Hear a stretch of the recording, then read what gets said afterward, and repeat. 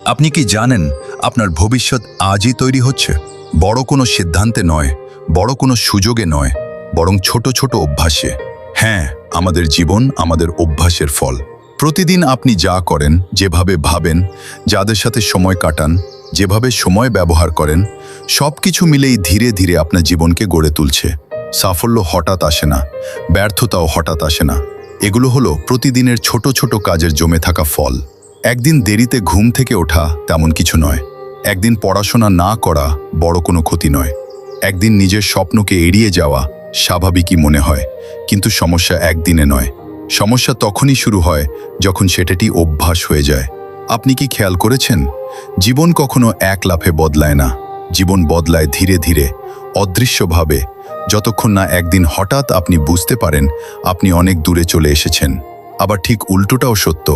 প্রতিদিন মাত্র 30 মিনিট নতুন কিছু শেখা, প্রতিদিন একটু শৃঙ্খলা, প্রতিদিন নিজের লক্ষ্যের দিকে ছোট একটি পদক্ষেপ, শুধু 1% উন্নতি প্রতিদিন।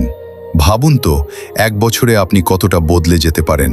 আজ যে মানুষটি আয়নার সামনে দাঁড়িয়ে আছে, 1 বছর পর সে সম্পূর্ণ ভিন্ন একজন মানুষ হতে পারে, শুধু অভ্যাস বদলালে। মনে রাখবেন, প্রেরণা আপনাকে শুরু করায়, কিন্তু অভ্যাস আপনাকে ধরে রাখে। ইচ্ছা শক্তি একদিন কমে যেতে পারে, মুড সবসময় ভালো থাকবে না, কিন্তু সঠিক অভ্যাস আপনাকে এগিয়ে নেবে। যেদিন আপনার ইচ্ছে করবে না, সেদিনও। আমি সবসময় বলি, মানুষ তার ভাগ্য দিয়ে বড় হয় না, মানুষ বড় হয় তার অভ্যাস দিয়ে। আপনার স্বপ্ন বড়, তাহলে আপনার প্রতিদিনের কাজও বড় হতে হবে, একটু একটু করে। আজ নিজেকে একটি প্রশ্ন করুন, আমার প্রতিদিনের অভ্যাস কি আমাকে আমার স্বপ্নের দিকে নিয়ে যাচ্ছে? যদি উত্তর না হয়, আজই বদলান। আগামীকাল নয়, পরের মাস নয়, আজ।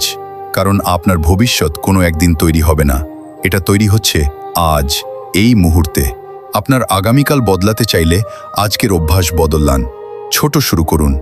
নিয়মিত থাকুন, হাল ছাড়বেন না। আপনার ভবিষ্যৎ আপনার হাতেই।